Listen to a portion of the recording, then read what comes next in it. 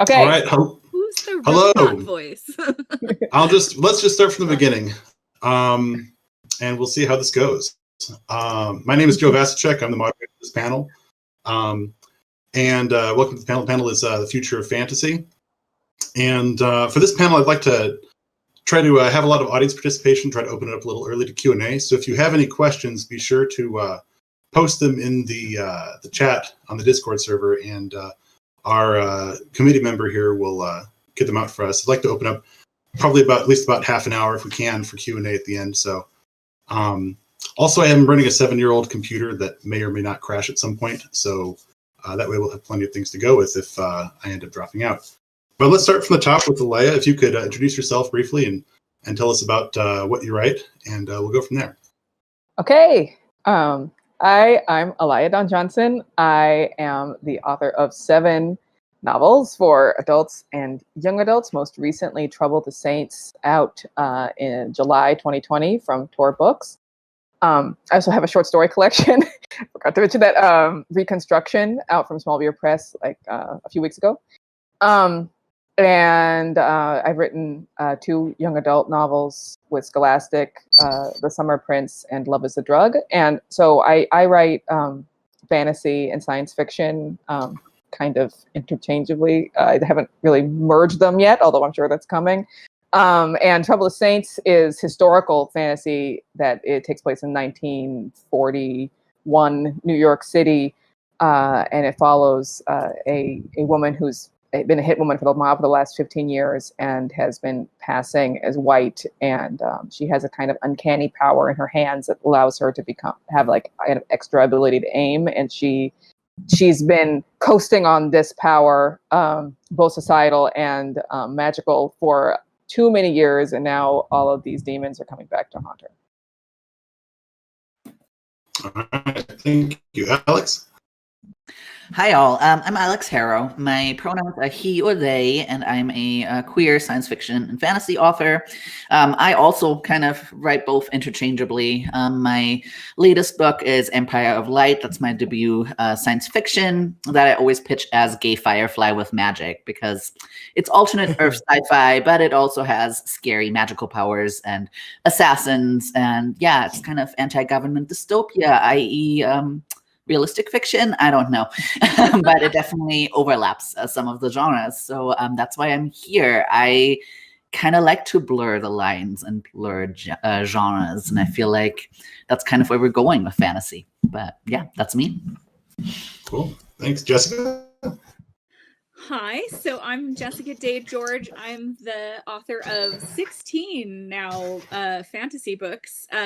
All of them are either young adult, like teen readers, or middle grade readers. And I the hugest book nerd in general. You can see a small portion of my collection here behind me.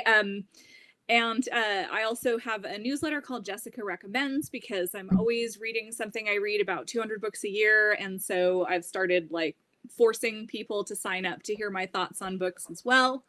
And I'm currently reading this by a different Alex Harrow, not our Alex Harrow, who is here with us, The Once and Future Witches. And I would like to talk some more about it in a minute. Cool. All right, Bob. I'm Bob Defendi, or Robert J Defendi, depending upon what I'm writing.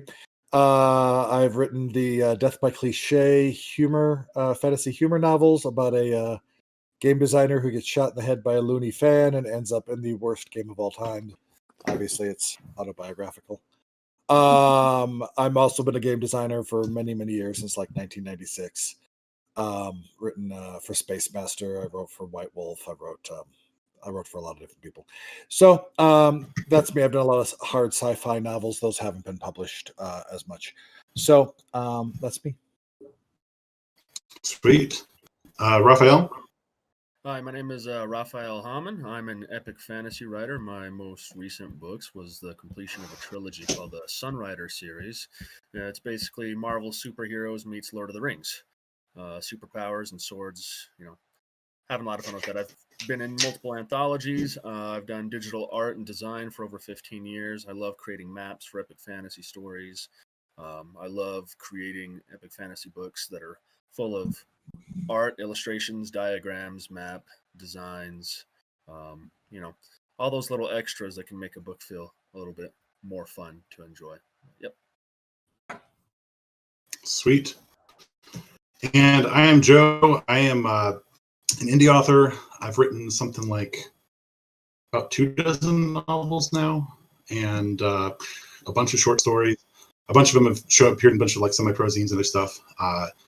You can find me at onelowerlight.com/writing, or just look for Joe Vasicek. You can sign up for my email list. And I just pulled this off the shelf. This is a fantasy novel I wrote. The Sword Keeper came out a little while ago. And yeah, I write things. So let's start off with the first question that we have on the panel here. It says, what trends do we see now in fantasy that tell us where the genre is going?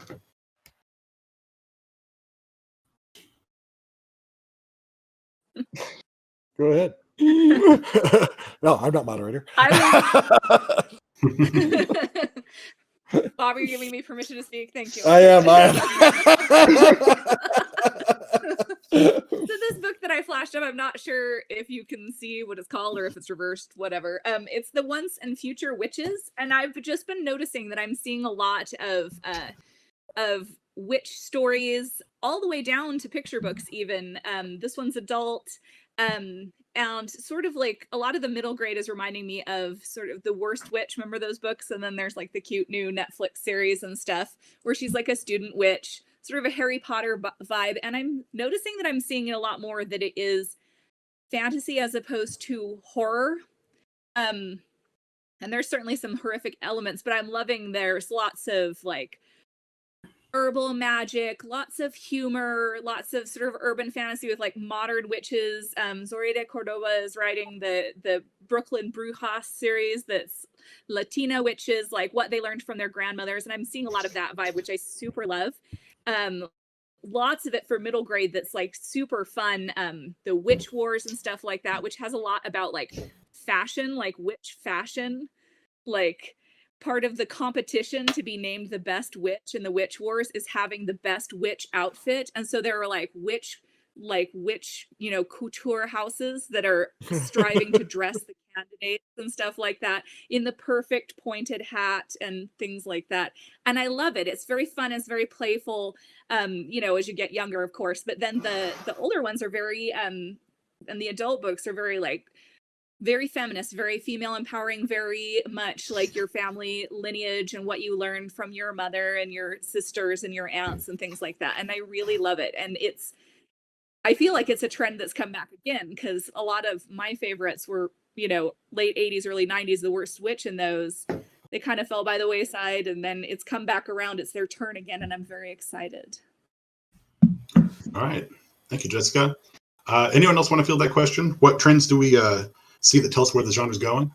And honestly, I was just glad somebody was going first. That's why I blurted out. What I notice is have to do with form more than subject. Like I see, at least among the readers that I talk to, two trends. You've got the old school people who want to read the big fantasy books that are 100,000, more than 100,000 words, like 200,000. You know, the big fat fantasies, right? If it's not 200,000 words, they don't want to touch it. And then I have my friends who are determined to try to get out a book every 2 months because they've got this, I don't want to call it a Kindle mill because that sounds like it degrades it, right? But they've got these people that are just hungry for content and pick it up on Kindle, and they'd rather have these short, more almost episodic installments in whatever the story they're getting. So they're much more willing to accept these tinier installments, even if it's adult, offering. Whereas that wouldn't have been acceptable not long ago. You'd have like 40,000-50,000 word novels for a like, grown-up audience. Have you read Martha Wells' The Murderbot Diaries by Martha Wells?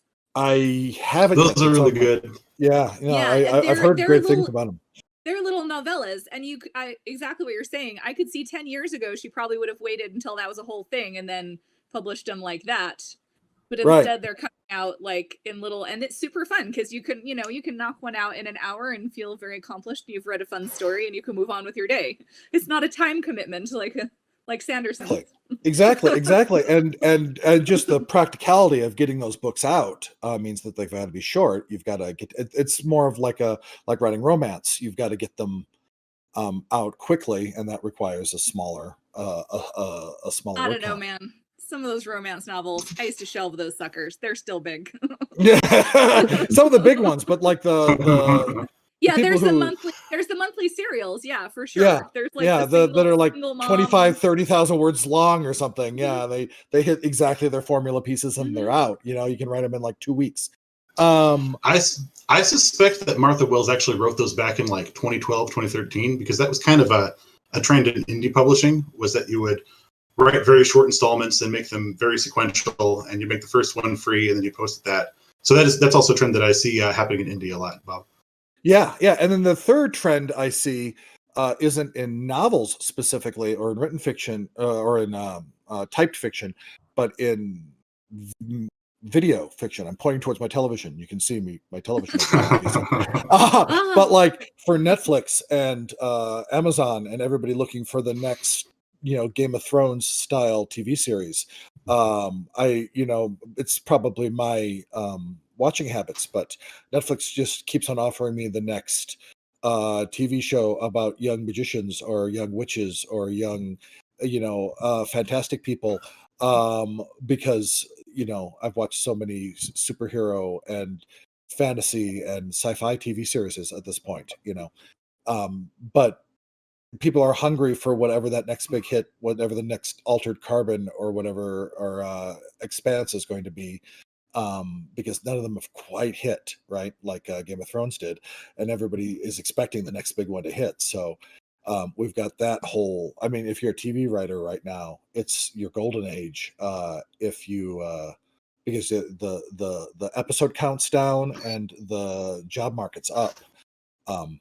If you can get, a contract that you don't despise. So, yeah. I just want to say, thanks, I Bob. think it's Anyone cool else? how much What stuff trends is do we being see? developed for Netflix, like from existing books. I just think it's awesome, the stuff. I've seen so many young adult writers and romance writers and stuff that are getting just amazing deals to do a short series on Netflix, like Bridgerton or one of those. Right. And To All the Boys I've Loved Before and stuff like that. That's so fun because it's perfect, because it leads people back to the books that maybe haven't read them, and vice versa. And I think it's fun. Also, The Magicians is 10 times better as a series than it ever was as a book. Was it? I didn't read the book. I just watched the series. I read the book and I'm still mad at the friend that told me to read it. All right. And then she goes, "Oh no, I didn't like it. I just thought you'd think it was interesting." They definitely have a different feel. Sorry. Also, Leigh Bardugo's Shadow and Bone series is coming up on Netflix. Excited for So that. The cast looks amazing for the Shadow and Bone series. It'll be interesting to see like that overlap, but that also kind of made me think about ensemble casts. I think like while like there definitely is a market for that, like I feel like it's a bit more refined. Like we don't have these giant sprawling epics anymore. It's a bit more contained. It's like, oh, this is fitting into a duology or a trilogy, maybe, or we're like expanding those universes, kind of like the Sarah J. Maas books, or even like Leigh Bardugo's stuff, where she kind of like keeps adding onto her world in either 2 or 3 book kind of installments. So that's going to be an interesting one to kind of follow too. But I'm kind of thinking also more along the lines of which stories get more spotlights, like kind of what you just mentioned about, like, you know, a lot of witch books coming out in young adult that focus more about like, hey, what is your cultural background? What are your traditions? How are we showcasing that? How is that blending? So in general, like I'm seeing more and more genre blending. It's funny that we keep talking about the Harrows, but I just finished reading Harrow the Ninth by Tamsin Muir, which is kind of like, is it sci-fi? It's necromancer, space, but also fantasy. Like, it's pretty dark. I feel like adult fantasy, sci-fi, speculative in general seems to trend pretty dark or super hopeful. It seems to be kind of like along those 2 binary lines. But we are seeing so much in terms of diversity in voices, in who, how are we highlighting, which characters are we following in this.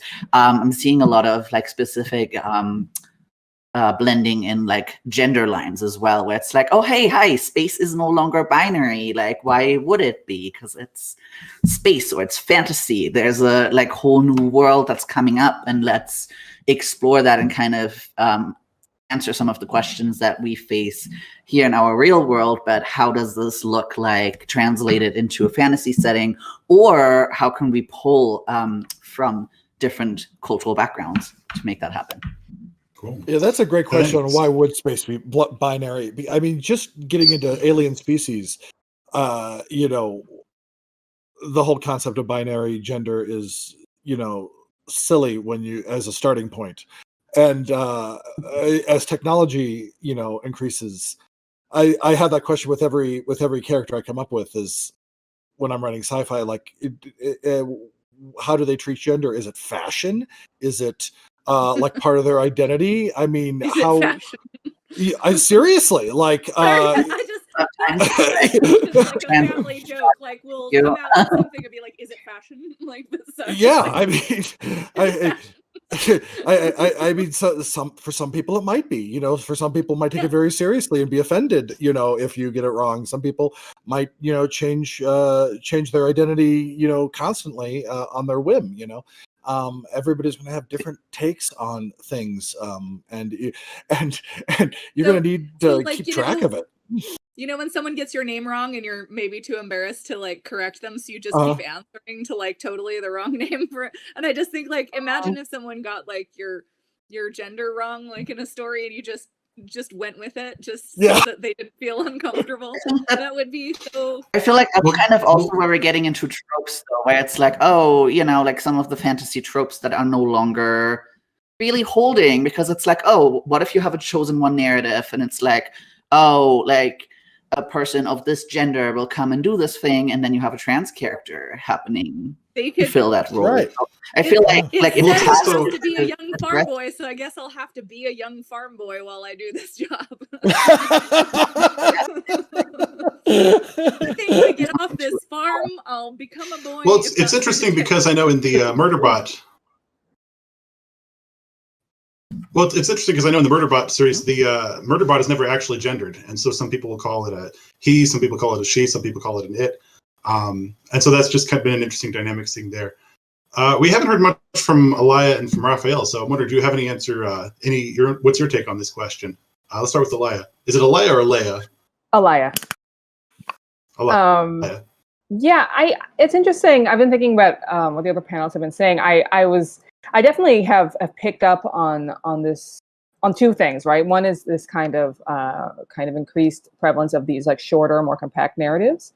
You know, and I totally can see that the indie scene would have an impact on that. But what I see kind of in the more recent kind of flowering of these shorter, more compact kind of novelettes. I can never remember whether it's novelette or novella, but one of those things is the Tor.com publishing has kind of like single-handedly created this particular niche in traditional publishing. And they've been, publishing really, really brilliant fiction by all sorts of different writers, which is the other thing of like these voices that had previously, just not been represented, not at all, but very, very little in science fiction and fantasy. I feel like Tor.com, really all mainstream publishers have been trying a little, but Tor.com in particular, I feel has been they started with Kaya Shanti Wilson's brilliant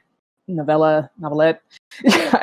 Somebody help me. What is that thing called? Just call it a novella. We'll run with it. I don't know. I feel like it falls through the space. Honestly, it's like a novelette is like between a short story and a novella. But who's gonna count the words? Right. Okay. Right. So it's a novella. Yeah. Okay. So like his. Now I'm forgetting what his first novella was called. So good, like help me. I remember The Sorcerer of the Wild Deeps, but I can't remember what that won the World Fantasy Award. But Yeah, they've been publishing like really, really amazing stuff, and I feel like kind of piggy, but I don't know if it's just sort of it works because so many people are reading on their devices, and so it kind of has like a really sweet spot in a way where if you were like browsing, you maybe would like gravitate towards the big fat novel because you would get like more for your money. Like now, I don't think that's quite as much of a factor, Now it's something closer to time and like what fits in a subway ride, or before when we rode subways, and so I think that's interesting. And I was gonna kind of mention that that comment that was interesting. What Jessica was saying about how there's like these witch stories, and that she like remembered them from when she was younger, and it's kind of like fallow period. And it's true. But I was just thinking because of The Year of the Witching, which I haven't read, but I've heard really great things about, by Alexis Henderson, which is like another one of these mini witch novels coming out recently. And it seems to me that there's an element of writers who would not have been represented before finally being able to write like what they'd always wanted to read. And so when you write that what you always wanted to read when you were young, you often go back to what you'd read and like knew that you could totally write the world's most awesome Bruja story, but like no one else are going to give you a chance, but now you can actually write that. So I think that some of this is like this kind of reflowering of genres that you thought maybe had already like come and gone, but it's because like now there's a whole generation of people who have like the tools and access to be able to tell those stories. And so I think that's kind of what's I mean that's kind of my guess, right, of like what's driving some of that. I think that there's a huge market for it. Like there's a huge appetite for it as far as writers and readers. Our new version of reading in the subway is sitting in a car in a parking lot waiting for the phone call that our appointment's ready because we're not allowed to be in the waiting room. Right. Yeah. It's A Taste of Honey, by the way. I just Googled it. Or thank you. A Taste of Honey. Yeah, there's by Kaya Shanti Wilson. Raphael, did you have any I comments can or Google this. on the I'll original keep question of the discussion? Yeah. So first, for the audience and for the viewers and listeners, we're just authors. We're not seers, so we can predict trends based off of what we know, but we can't give sure answers. So I view trends like pendulums. They swing one direction, and then when they come back, for it to be successful, there's a change or an upgrade to it. For example, you see the classic vampire story. Go from Dracula to Twilight. Came back, but it came back a little bit different. There's a resurgence in the superhero genre. We had the comic books from Marvel back in the day. It went away for a while, came back again when the movies came out. Now you're seeing lots of superhero books come out. And novels tying in with them as well, like Exactly. novelized versions of those stories without art, which is interesting. Exactly. So these pendulum swings don't only pertain to genres, but they pertain to themes as well. We have hit a point in our pendulum swing where we are really exploring realism, political realism, ideological realism, religious realism that we have, and we are tying that into the genres that we love, everything from fantasy to horror to detective mysteries to romance. I can definitely see the pendulum eventually down the road swinging back the other way to just straight up escapism again. Your classic escapism fantasy where you don't necessarily find the modern day political messages or the modern day ideologies, or if it does go back into, and you gotta, like I said, I gotta understand when the pendulum swings back around, it will come back with new and unique takes on what you originally understood of that genre. So if you're going to have escapism, it's going to come back, but it's going to be different. It's going to be newer. It's going to have, a new fresh batch of writers that grew up reading, things like Lord of the Rings, and they're going to come back and be like, I'm going to write Lord of the Rings, but this time I'm going to write it this way. This is a new take on it. This is new concepts that haven't been seen before. So, one of the things that if you're trying to be a trend setter in the writing world, it's kind of like fishing in the dark. You don't know if you're going to catch a fish, or you don't know if you're going to lose your line, or you don't know if you're just going to waste your time. So oftentimes, understanding trends and understanding what's going on in the world is very important, so you can understand both what your audience is expecting from your writers, what the industry is expecting from your writers, and what you can expect from yourself. But it's also important to write what you want in the way that you want, even if it's something completely, different from what's currently very popular. So yeah. And there, to build on what you're saying, there tends to be a lag. So I suspect that escapism pendulum has already started because of everybody being stuck in their houses and not wanting to deal with the realities of the world. But it just hasn't hit yet because there's a run-up time to getting a book out. Exactly. Yeah. But we're definitely going to see a lot of that. I think it's also a question, though. Oh, go ahead. No, it's okay. I think it's a question of how we're defining escapism too, though. I always take pause at whenever it's science fiction and fantasy is so political. I'm like, yeah, it always has been. It's just that's our true. narrative. That is so hilarious to me when people are like, why did you put politics into this fantasy story? You're the first person to ever do it, sort of thing. And I'm just like, honey. The difference is the politics of, for example, if I were to write Lord of the Rings, and then I introduced the concept of Republicans versus Democrats into Lord of the Rings, and some people say, hey, this is really interesting, I really like it. Other people would be like, well, we're writing about another world. Why are you introducing these earthly concepts to it? I can understand the concepts of intergovernment turmoil and political, clashing, but not in the same sense as what it is on Earth, because that's not necessarily what I would find in another planet. But so I've seen a lot of people lately that are just saying, look, every time I open my eyes in the morning, get on my phone, get on the TV, get on the computer, get on, whatever medium, on my smart fridge, I see something that just frustrates me nowadays, I want to get away from it. I'm tired of the argument. I'm tired of this, I'm tired of going to Netflix, watching a show and being like, oh, this is, just brings me back to, my anger and frustrations about this situation. Or I'm tired of, not necessarily being able to completely escape into something that doesn't remind me of the modern day. But you do bring a really interesting concept, though, Alex, because, for example, you take Lord of the Rings. A lot of the things that are put in Lord of the Rings came from inspiration of real world struggles that were happening during the time of Tolkien's life.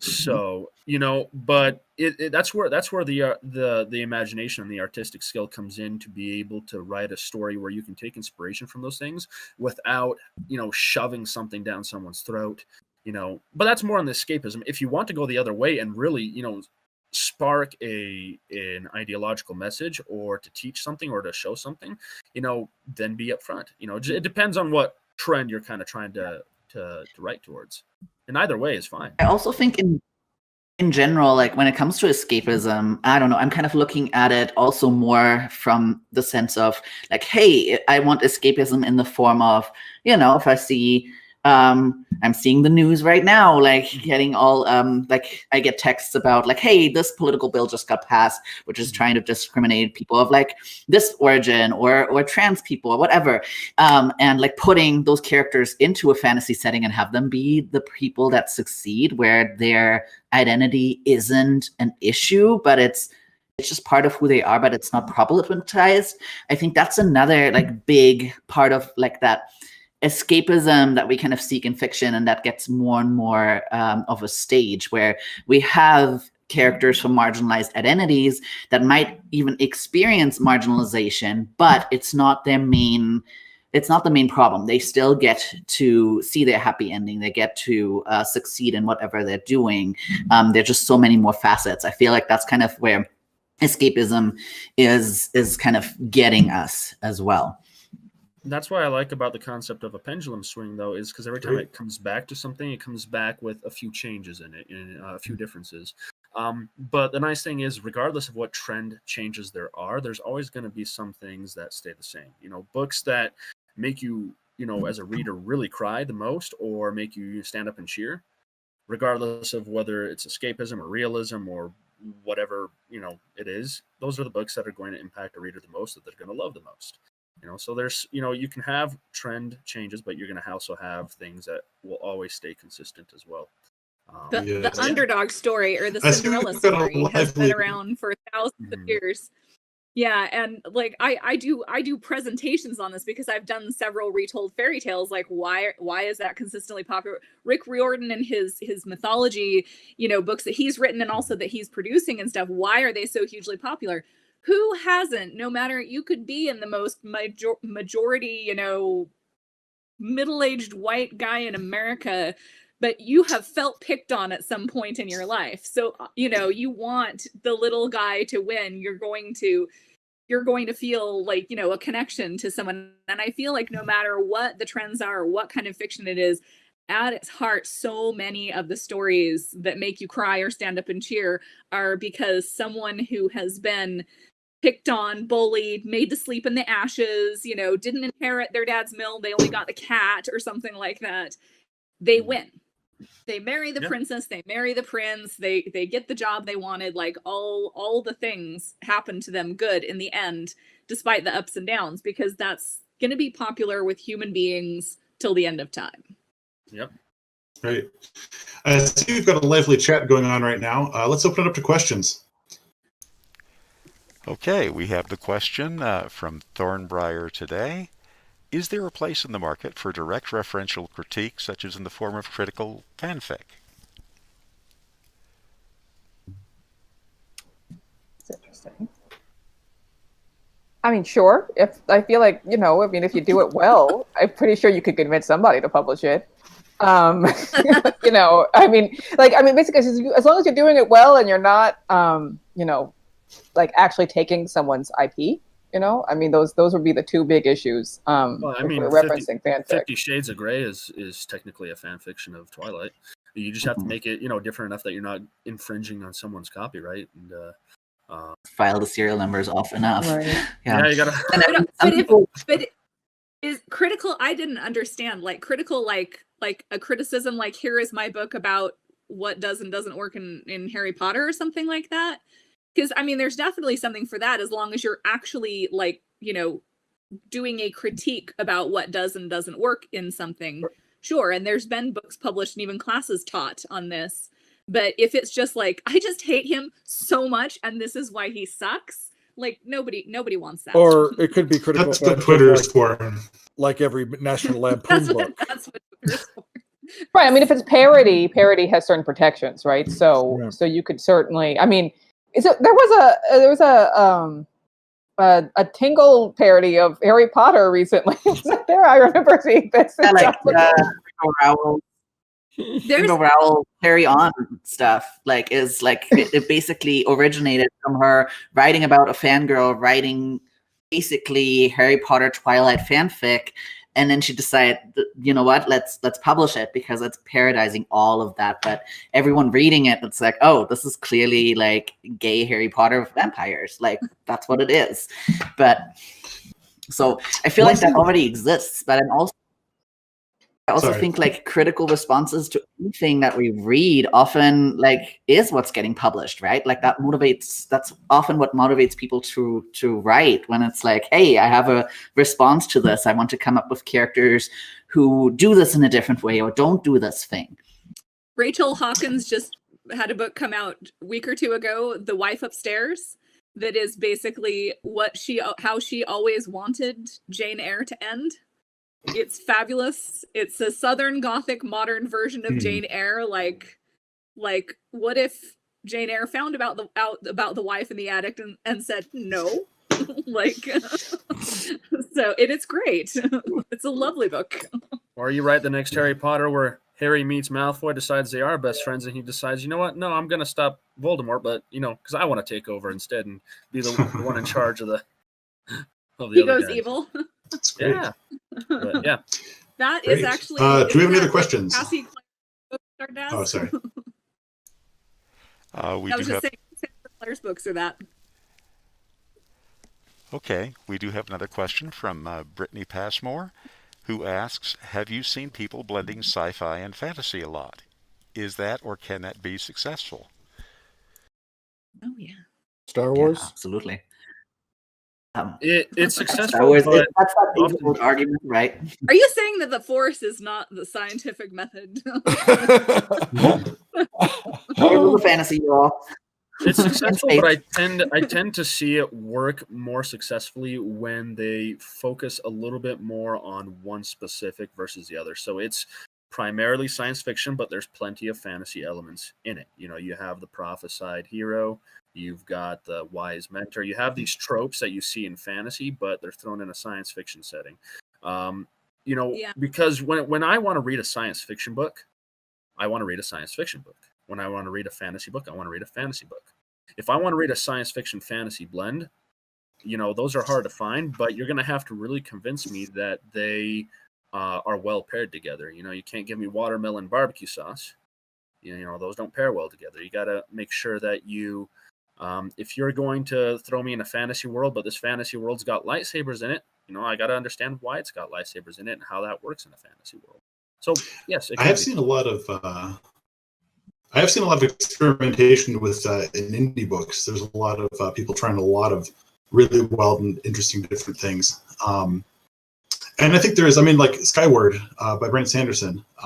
It's kind of a girl and a dragon story, but it's, you know, it's a spaceship instead of a dragon. So you also got to stand historically in the world of fiction. A lot of people have said, "Oh, this will never work out," or "This can never be done," just because they didn't see a way that it could be done. But there's no such thing as never, you know. So if you're going to be the first one that 100% successfully writes the most perfect science fiction fantasy story, I mean, it can be done. I mean, genre, you could make that argument, is science fiction fantasy. I could go for 10 minutes. Post-apocalyptic. You're right. Last night I was playing a Star Trek game online where my Klingon descended into Klingon hell and fought Klingon demons. You know, I could go 10 minutes on examples. Honestly. Yeah, exactly. I tend to see, interesting though, I was just going to say, I tend Another to question? see, like you're saying, Oh, Rafael, that it's more of a science fiction setting that has magic in it. I can't really think of an example where it's a full-on fantasy world that then has what we would consider science fiction. They might have some level of technology, but I see a lot of spaceships where there's someone who Son of has the Black magical Sword. elements. So that's interesting. I've written The what? Son of the Black Sword by Leigh Bardugo. Son of the Black Sword by Leigh Bardugo is a full-on fantasy setting. It's actually kind of a pseudo-Indian type setting, but it's definitely got a science fiction element that you discover as the books progress. Well, this is a very interesting question because I just had my father-in-law picked up writing recently because, you know, he saw that I write books and he thought it was a cool idea. And he came up to me and says, I have the idea of writing a book where the story takes place with all these medieval style primitive tribes fighting it out in this kind of enclosed environment. And they've never been beyond this valley, you know, and no one's ever been able to. And by the, you know, halfway through the book, they realize that, you know, they're actually just on this giant, basically siege ship.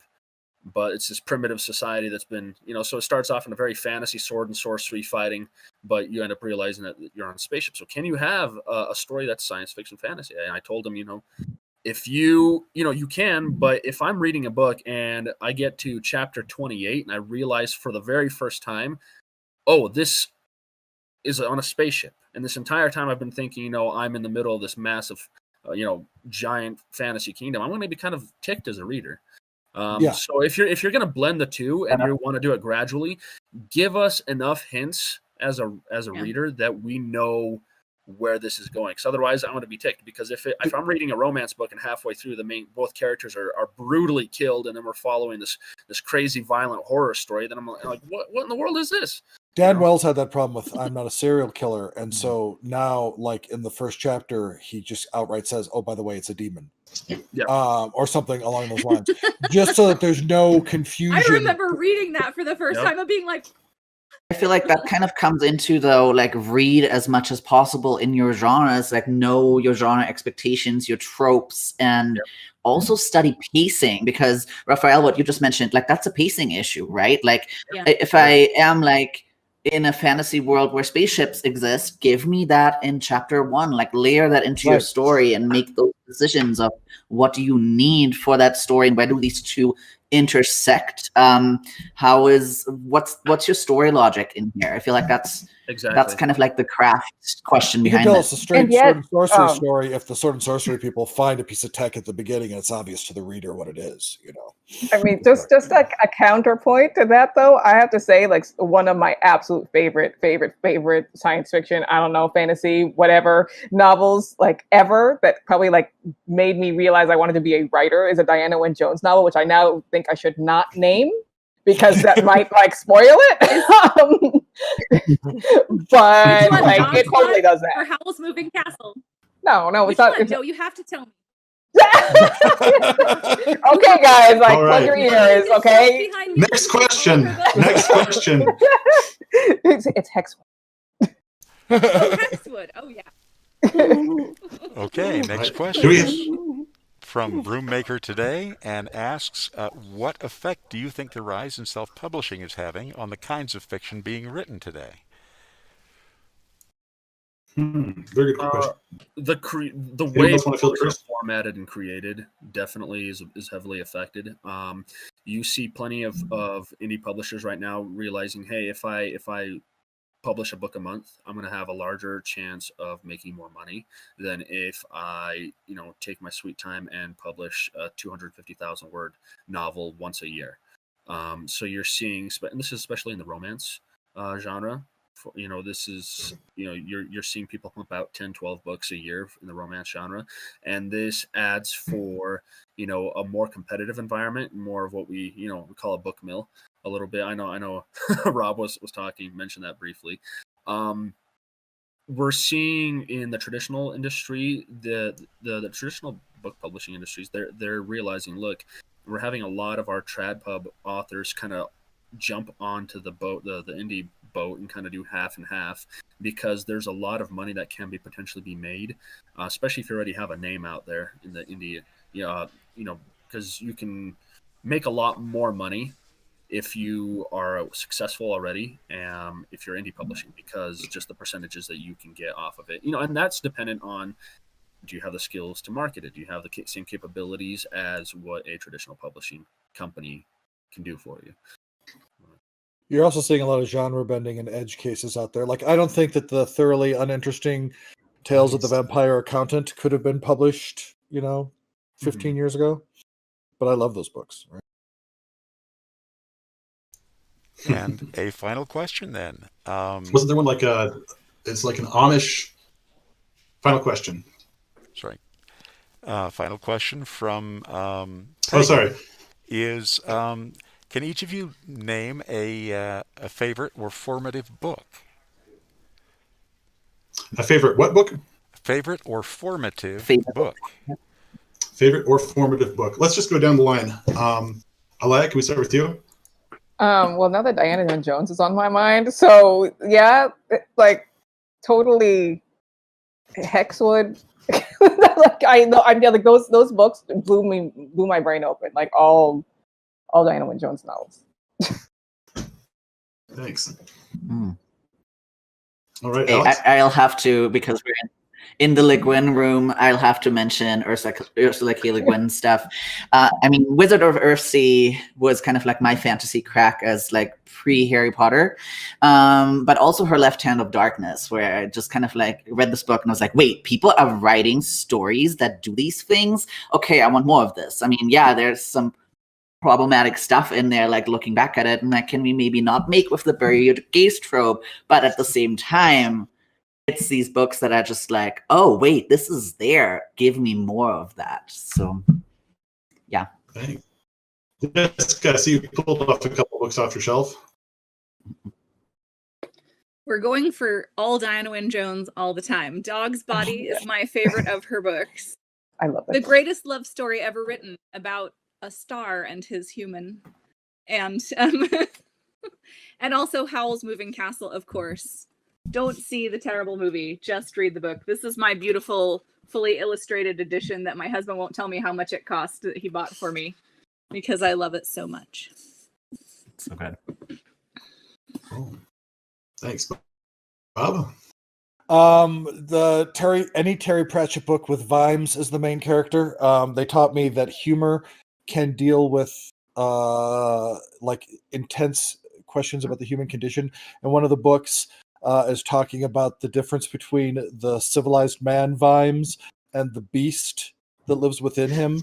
And in one of the scenes, he's like naked on a field of snow, and he gets attacked by a werewolf, and he's completely defenseless. And it says like the man Vimes was caught completely off guard, but the beast was ready. And that like simple statement about the duality of humanity has like affected me more than possibly any other thing I've read. And it was in a comedy novel, you know? For me, it's kind of a weird combination of two different authors. Cormac McCarthy, anything from him? Yeah, I really love, books like The Road, where he just really explores just people's mental reactions. To another author that's completely different, Brian Jacques wrote like the Redwall series. And it's just this pure, just... Have you heard about the childish... series? I did. I was very excited. You excited? Yeah. Two very, very different authors, but yeah. Those are very different authors. Well, only one you should be reading to your kids, and the other one you should definitely not be reading to your kids.